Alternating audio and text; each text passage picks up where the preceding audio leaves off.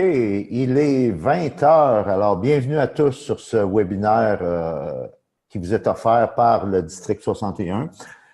Notre présentateur ce soir, Davinder Gupta, DTM, nous livre son webinaire intitulé « La confiance en soi, ça se développe et ça se gère ». Alors, à toi, Davinder. Bien, merci beaucoup, Raymond, et bienvenue à tous et à toutes ce soir. Je suis très content de pouvoir partager avec vous cette idée à propos de la confiance en soi. Ça se développe et ça se gère. Et pourquoi j'ai choisi ce sujet? Bien, nous sommes dans Toastmaster. Et bien sûr, on demande aux gens de faire ce qui n'est pas naturel, de venir en avant d'un groupe et de parler. Et vous savez bien sûr, le vieux dicton, c'est que la seule chose que les gens ont plus peur de faire comparé à parler en public, c'est probablement la mort. Et donc, parler en public vient numéro 2 après la mort. Donc, les gens ont peur de ça. C'est pas naturel. Et ça demande de la confiance en soi. Et ce que je vois souvent, les nouvelles personnes ou même des personnes expérimentées, après un bout de temps, des fois, ils décident « Oh, je ne viens plus, ça me tente plus ». Mais c'est pas nécessairement à cause de l'offre, c'est pas à cause du programme, c'est pas à cause de leur performance, qui est souvent très, très bien, même au début. C'est vraiment quelque chose de mental. C'est la confiance en soi. Et moi, je dis que Toastmasters, c'est un grand laboratoire pour développer la confiance en soi, pour vraiment se mettre au défi, puis de pouvoir aller à un autre niveau, comme mon petit bonhomme ici, qui voit le ciel, qui a les bras en l'air, qui est tout fier. Il a la confiance pour tout affronter. Et quand on aide les gens à développer la confiance en soi avec la capacité de prendre la parole en public, on voit que ça devient de la confiance qui s'étend à d'autres sphères de leur vie aussi, leur vie professionnelle, leur vie personnelle. Ils développent un leadership, une volonté maintenant d'être vus et de faire des choses qu'ils n'ont pas fait avant. Donc, ce soir, ce que j'aimerais faire, c'est un peu expliquer qu'est-ce que c'est la confiance en soi, comment on le gagne, comment ça se perd. Puis après ça, un genre de modèle en 3 étapes qui vous aide à déterminer où le bas blesse, pourquoi une personne que vous aidez ou même vous-même, vous sentez que votre confiance en soi est en train de baisser et ce que vous pouvez faire pour justement renverser la tendance la plus vite possible. Donc, pendant une vingtaine de minutes, j'aimerais vous présenter ce modèle et après, je vais ouvrir les micros pour justement répondre à vos questions si vous en avez. Et quoi qu'il arrive, j'ai beaucoup de confiance à propos des idées que je vais vous présenter ce soir parce que je l'utilise souvent dans mon coaching que je fais avec les entrepreneurs. Donc, dans la vraie vie, je suis un coach stratégique pour les entrepreneurs qui ont une innovation, qui ont un nouveau produit, qui entrent dans le marché pour la première fois, et bien sûr, leur confiance en soi se voit ébranler tous les jours avec ça. Donc, c'est un modèle que j'ai vu et qui fonctionne. Donc, j'espère que ça va vous inspirer ce soir. Donc, commençons avec, c'est quoi la confiance en soi? Et la confiance en soi, quand on regarde la définition des psychologues, la confiance en soi, c'est la croyance qu'on est capable de faire ce qu'on a à faire, qu'on a les moyens de répondre à la situation actuelle. Donc, je peux me dire, oui, je peux. Et c'est ça qu'on voit, les gens qui ont confiance, ils disent oui à la vie, ils disent oui aux défis, ils disent oui pour justement vouloir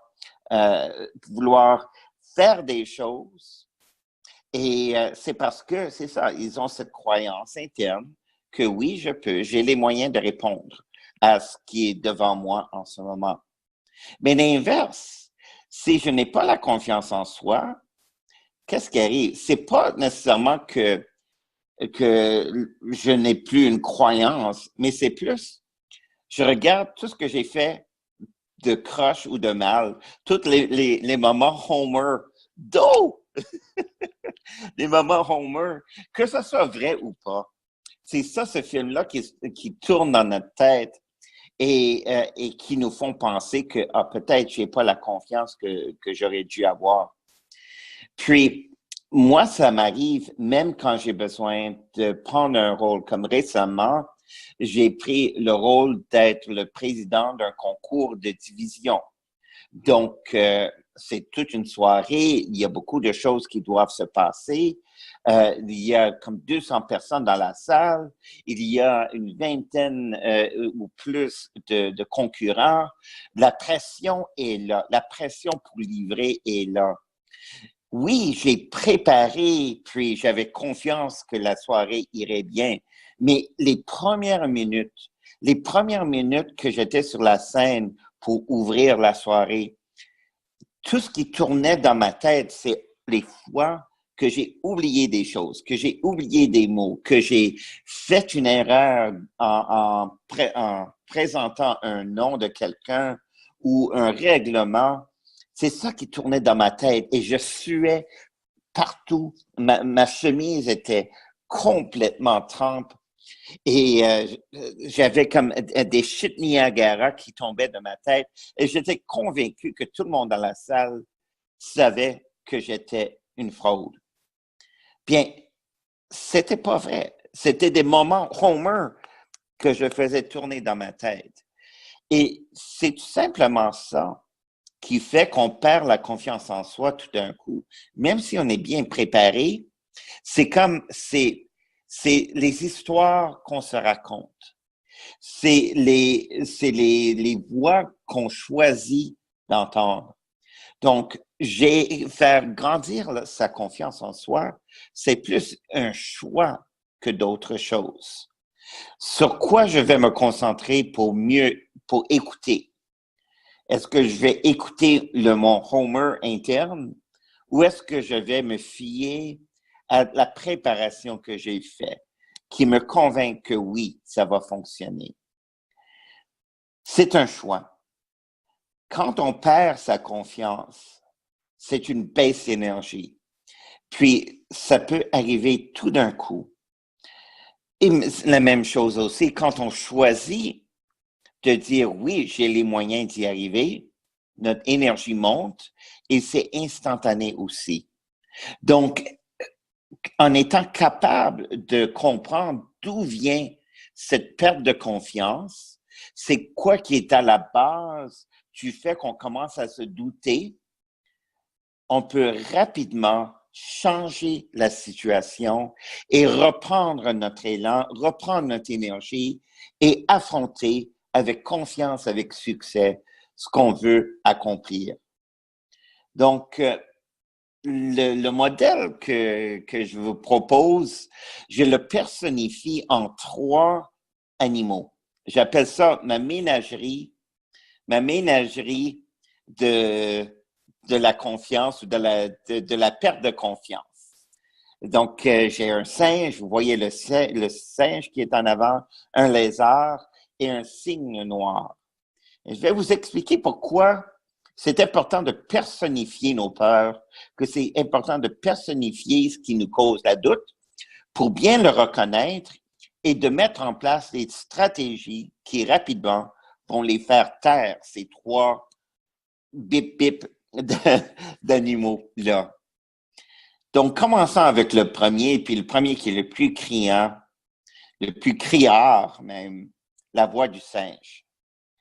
C'est un bruit de fond sans cesse. C'est un bruit de fond qui dit « Ah, t'es pas capable parce que regarde dans le passé, ouais, tu te rappelles quand tu as complètement gâché la situation, la présentation, ou une autre fois, tu es arrivé et puis tu n'étais pas préparé comme il faut, ou les gens n'étaient pas intéressés, tu as vu quelqu'un bâiller. » Ça, c'est la voix du singe. C'est une voix de singe qui fait « pa, pa, pa, pa, pa » en arrière. Puis le problème, c'est que la voix du singe est toujours là. On est équipé avec cette voix de la doute. qui nous crée de la confusion, de l'indécision. C'est un bruit de fond qui est très difficile à faire taire. C'est la voix de la doute qui nous dissuade, qui nous empêche, qui nous décourage de prendre action. Donc, c'est, dans le fond, la voix du singe, ça cause de la procrastination. Et pourquoi le singe a tellement de pouvoir? C'est parce que le singe nous rappelle toutes les raisons pourquoi je ne peux pas. Les choses que j'ai mentionnées tout à l'heure. Quelqu'un a bâillé dans la salle, donc ça veut dire que ce que j'avais à dire n'était pas intéressant pour lui. J'ai perdu mes pages parce que j'ai mal tourné mes cartes, donc je me suis perdu dans mes notes. C'est toutes les choses qui sont vraies. Ils se sont arrivés. Je ne peux pas nier que c'est arrivé. Donc, bien sûr, le singe interne a raison. Mais si au lieu de focuser sur les raisons pourquoi je ne peux pas, si je regarde plutôt mes permissions, les choses qui se sont arrivées, qui disent qu'ils sont une preuve solide, béton, qui démontre que je peux. Des pratiques que j'ai faites, le temps que j'ai passé avec mon mentor, donc j'ai eu de bonnes suggestions. Je sais que les gens veulent, qui écoutent cette présentation, ils veulent que je réussisse. Ils veulent savoir quelque chose. Ils sont intéressés. On a quand même en ce moment 4 ou 5 personnes qui sont en train d'écouter en temps réel. J'avais une vingtaine de personnes qui disaient oui, je veux en savoir. Donc, le like sur Facebook. Donc, il y a du monde qui sont intéressés à ce sujet. Donc, c'est là-dessus que je vais mettre mes énergies. Au lieu d'écouter le singe qui radote toutes sortes de raisons, je préfère regarder les faits inconvertibles, mes permissions qui me donnent justement cette preuve que oui, je peux livrer, je peux accomplir ce que j'ai devant moi. Donc, il faut faire taire le singe. Le deuxième, le cerveau de lézard. Donc, on commençait avec le singe qui était la voix de la doute. Le cerveau de lézard, c'est plus des signaux de danger. C'est notre façon de répondre aux situations dangereuses qui étaient programmées en nous depuis des millénaires. Soit on se bat ou on fuit. Donc, le cerveau de lézard, c'est la voix de la peur. C'est la voix de cette résistance. Et c'est une voix aussi qui fait partie de qui on est.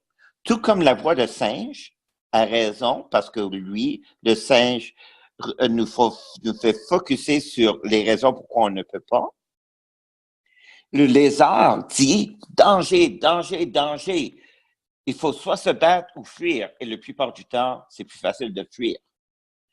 Pourquoi le cerveau de lézard a tellement de puissance? Bien, le cerveau de lézard, si on regarde une petite leçon d'anatomie ici, l'anatomie du cerveau, je n'irai pas dans tout le mécanisme, mais si vous regardez le dessin du cerveau qui est devant vous, vous voyez que le cerveau c'est comme un chou avec différentes feuilles, avec différentes épaisseurs. 3 épaisseurs qui sont fondamentaux. Le tronc cérébral, l'hypothalamus, l'hypophyse. C'est vraiment le cerveau de lézard, c'est le cerveau de base qui règle tout notre système autonome, notre système qui nous fait respirer, notre système qui règle notre température, notre système qui fait battre le cœur. Après ça, il y a un autre niveau qui est un peu notre cerveau élémentaire, où réside la voix de singe. Et finalement, les lobes frontaux, pariétaux, occipitaux, donc le cerveau, le 3e niveau extérieur, Et c'est là que c'est toutes les fonctions qui sont plus hautes, les fonctions de la logique, les fonctions du raisonnement. Mais le problème avec le cerveau, c'est vraiment un ordinateur qui est super bien fait, mais le vieux encodage dans notre cerveau de base, qui est là depuis des millénaires, depuis que nous autres, les humains, on était des lézards aussi, c'est programmé avec juste deux réponses. Soit on fuit ou soit on se bat.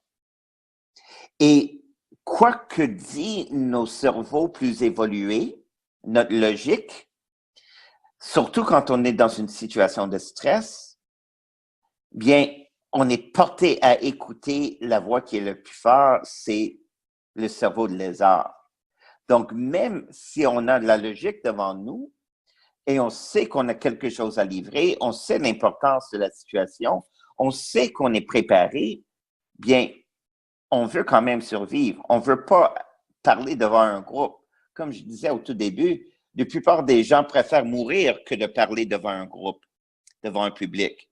Donc, ces pensées logiques sont toujours rejetées par les cerveaux primitifs. Donc, qu'est-ce qui arrive? On a tendance à vouloir fuir. D'où ma réponse quand j'étais sur le stage, au début de présider le concours de division et que je suais, j'étais tout trempe, ben, c'était ma façon de fuir, d'essayer de fuir. C'était le cerveau de lézard qui disait, c'est pas bon, c'est pas bon d'être ici. Tu mets ta vie en danger pour être devant tous les autres. Il faut partir, il faut trouver une façon de quitter. Et là, l'adrénaline commence à embarquer, puis commence à trembler, tout ça. Donc, il faut reconnaître quand c'est le cerveau de lézard qui a une empreinte sur nous. Et c'est quand on le reconnaît, là, on peut faire quelque chose. Mais je vais, après la voix du singe et le cerveau du lézard, j'aimerais vous présenter un troisième animal. Puis cet animal-là est aussi un peu sournois, j'espère que c'est ça le bon mot, mais le cygne noir. Qu'est-ce que c'est un cygne noir?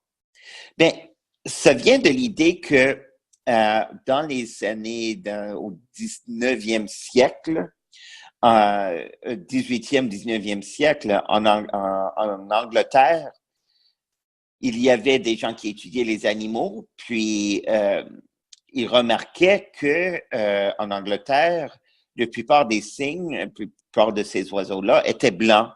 Et c'était très rare qu'on voyait un cygne noir. Et le cygne noir disait, ah, c'est quelque chose d'imprévu.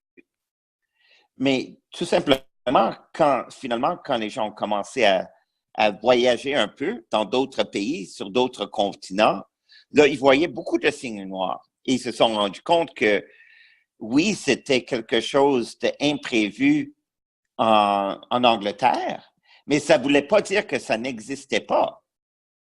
Donc, le cygne noir, c'est un peu le symbole des hypothèses inconscientes qu'on se fait, qu'on se dit.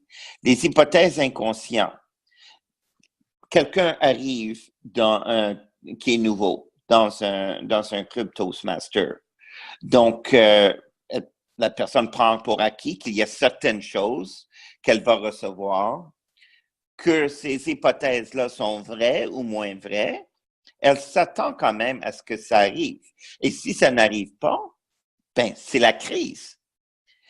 L'idée des hypothèses inconscientes, ça vient d'un livre que je recommande, qui s'appelle The Black Swan, qui va vraiment en détail sur pourquoi les événements comme 2001, 2008 et d'autres, des événements surtout dans le côté économique, nous prend par surprise, mais quand on regarde dans le rétroviseur, on se rend compte que c'est évident. Tous les signes étaient là pour justement que cet événement imprévu, surprise, arrive. Mais c'est juste que l'humain, on prend beaucoup de choses pour acquis. on base nos actions sur des hypothèses. Donc, il faut comprendre quelles sont des hypothèses et quels sont des faits. Il faut il faut apprendre comment justement reconnaître quand nos pensées sont des hypothèses et comment on peut justement les prouver ou les infirmer, les confirmer ou les infirmer pour pas que ça nous prenne par surprise. Donc, on a parlé des 3 animaux, la voix du singe, la résistance du lézard et les hypothèses erronées du cygne noir. Donc, comment retrouver sa confiance?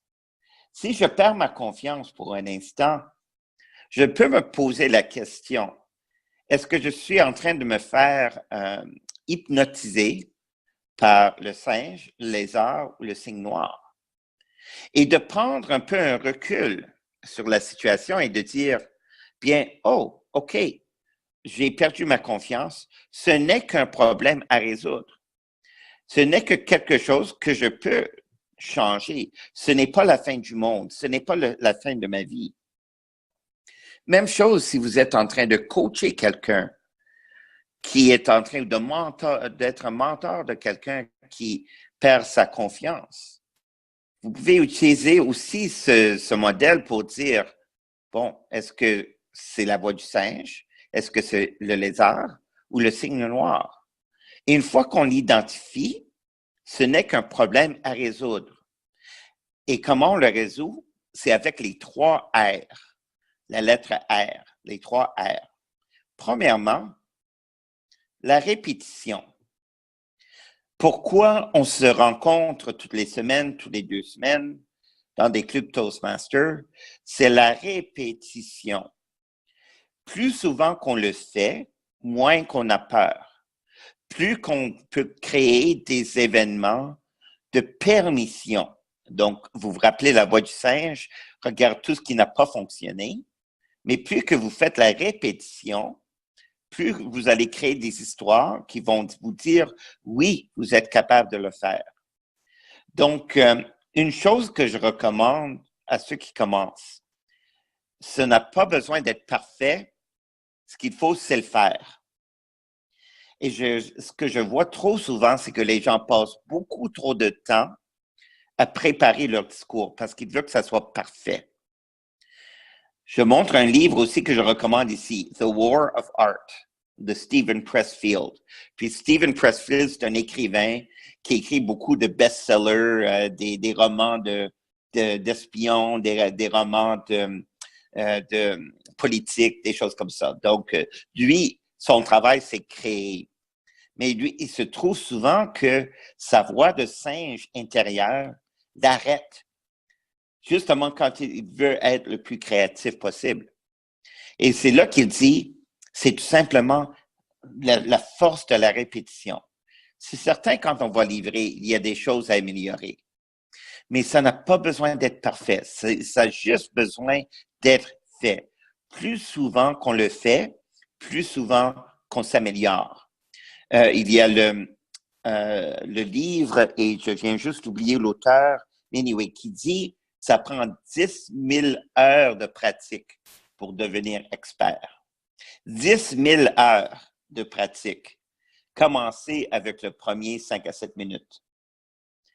Puis, c'est tout ce qu'il faut. Plus qu'on fait la répétition, plus qu'on fait taire la voix de singe, et plus qu'on est capable, justement, d'avoir la confiance à accomplir des tâches de plus en plus compliquées ou de plus en plus audacieux, comme parler devant 200 personnes. Le deuxième R, les rituels. Une habitude consciente, automatique et constructive pour reprogrammer ses réflexes. Les rituels, c'est la réponse au cerveau de lézard. Donc, plus que je me mets dans des situations, plus que ça va devenir aussi une habitude.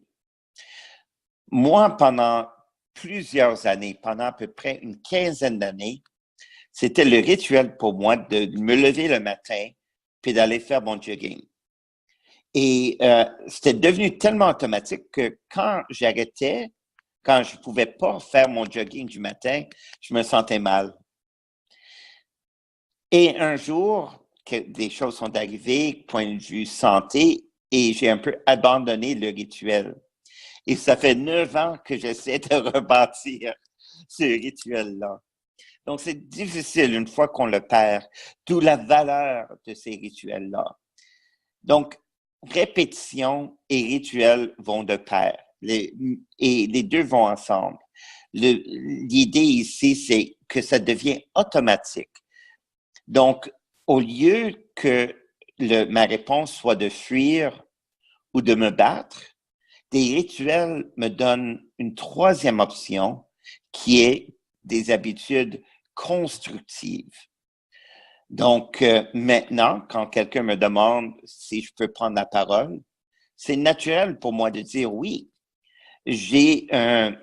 Comme j'ai fait juste avant ce webinaire, j'avais à prendre la parole à une activité de réseautage. Je savais comment bien structurer pendant 1 à 2 minutes un point, puis même à la fin, je dis « et je passe maintenant le micro à vous ». C'était tellement automatique. Des autres gens dans la salle me regardaient de façon un peu bizarre, mais quand même, ils ont vu que j'avais de la confiance à tenir un micro, à dire ce que j'ai à dire de façon claire et engageante, et de justement passer la parole au suivant. Donc, c'est un rituel. Les 3 R, on a dit répétition, deuxième R, rituel, et troisième R, rassemblement. La confiance, ça se crée ensemble. Très difficile de développer sa confiance quand on est tout seul dans un coin. D'où l'importance de la communauté.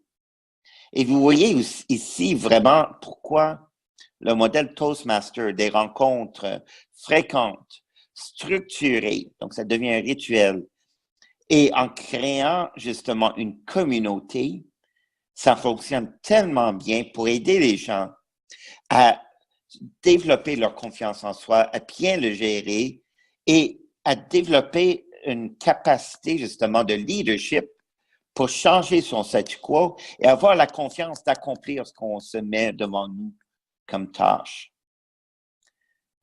Répétition, rituel, rassemblement. Donc, la confiance est un muscle. On peut choisir on peut choisir la doute, la crise ou la peur, mais aussi on peut choisir la répétition, les rituels et le rassemblement, justement pour contrer ces 3 bébites-là qui peuvent s'aborder notre confiance en soi. J'ai une amie qui a participé récemment au concours de discours international. Puis, même au niveau secteur, je voyais, avant qu'elle devait aller sur scène, elle était en arrière, puis elle était presque fâchée. Elle se promenait d'un côté et de l'autre. Elle se disait des choses je suis pas capable, j'ai peur, je suis nerveux et tout ça. Puis et le moment qu'on a appelé son nom, c'est comme tout ça, ça a passé à travers elle dans un nuage, puis ça a disparu. Parce qu'elle l'avait livré sur scène une performance extraordinaire. Donc, c'est pour ça que je dis, c'est normal de se ressentir un peu de doute, de peur et de crise. Mais, juste avant, la clé, c'est d'apprendre comment justement le laisser se dissiper pour que quand on est appelé à performer, on est capable de performer à son maximum. Donc, plus qu'on le travaille, ces 3 R-là, la répétition, les rituels et le rassemblement, plus qu'on va être capable de répondre et de faire taire ces 3 bébites-là. Moi, j'aime définir le succès pour moi. c'est créer une expérience de vie qui vous permet d'explorer votre plein potentiel. Je vous invite à utiliser ce modèle pour vous aider à développer cette confiance en soi qui vous permet d'aller plus loin, qui vous permet d'explorer votre plein potentiel, parce que c'est là qu'on vit la vie, dans cette exploration. J'aime beaucoup E.E. Cummings, puis qui écrit « Une fois qu'on croit en soi, on peut risquer sa curiosité, son émerveillement, ses délices spontanés ou toute l'expérience révélant l'esprit humain. » Donc, pour moi, ça veut dire que c'est la croyance en soi qui nous permet d'explorer notre plein potentiel et de vivre c'est quoi être humain.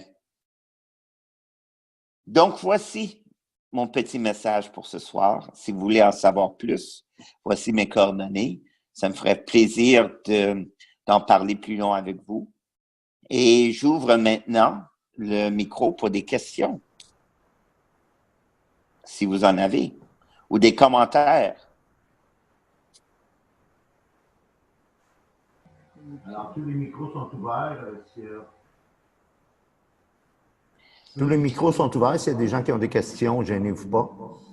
Ou est-ce que je suis complètement dans le champ? Mon singe intérieur me dit « Oh non, les gens n'ont pas écouté, ils sont en train de faire leur souper et tout ça, puis je suis juste un bruit de fond, etc., etc. » Mais j'espère qu'il y a quelque chose. Je suis curieux de savoir, parmi les 3 animaux, lequel vous écoutez ou vous entendez le plus souvent? Est-ce que c'est le singe, le lézard, ou est-ce que vous prenez trop de choses pour acquis, puis c'est le cygne noir qui vient saboter votre succès? Je suis curieux d'en savoir, c'est lequel des 3 qui résonne pour vous?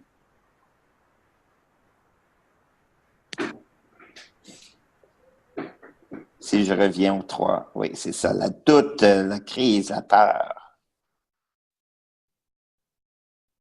Ben, moi, je peux te dire, dans tous mes coachings, à 99%, j'ai beaucoup à dealer avec les singes de mes clients. Ah oui, le singe a toujours raison.